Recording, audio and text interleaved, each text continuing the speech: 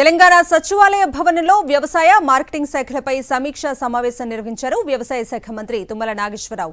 వచ్చే సీజన్లో రైతులకు నాణ్యమైన విత్తనాల సరఫరా చేయడంలో ఎలాంటి లోటుపాట్లు లేకుండా చూడాలని అధికారులు విత్తన కంపెనీలను ఆదేశించారు. విత్తన సరఫరాలో తెలంగాణ రైతులకు అధిక ప్రాధాన్యతనిచ్చి మిగతా విత్తనాలను ఇతర రాష్ట్రాలకు సరఫరా చేసుకోవాలని కంపెనీలకు సూచించారు.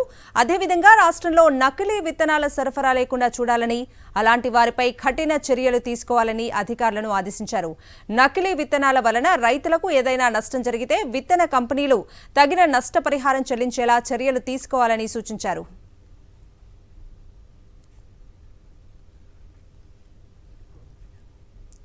తెలంగాణ ప్రభుత్వంతో జూనియర్ డాక్టర్ల చర్చలు సఫలమయ్యాయని తెలిపారు జూడాల ప్రతినిధులు. గత 3 నెలలుగా స్టైఫండ్ రావటం లేదని సమ్మె చేపట్టాలని భావించిన జూనియర్ డాక్టర్లు ప్రభుత్వం పిలుపుతో వైద్యారోగ్య శాఖ మంత్రి దామోదర రాజనరసింహతో భేటీ అయ్యారు.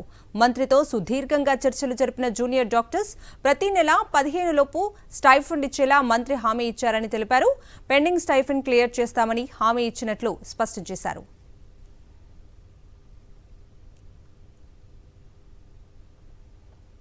ఈ రోజు నుంచి మేము నెక్స్ట్ మంత్ నుంచి పక్కా ఎవ్రీ మంత్ 15 లోపు మీకు స్టైఫండ్స్ పడిపోతాయని చెప్పేసి అష్యూరెన్స్ ఇచ్చాడు.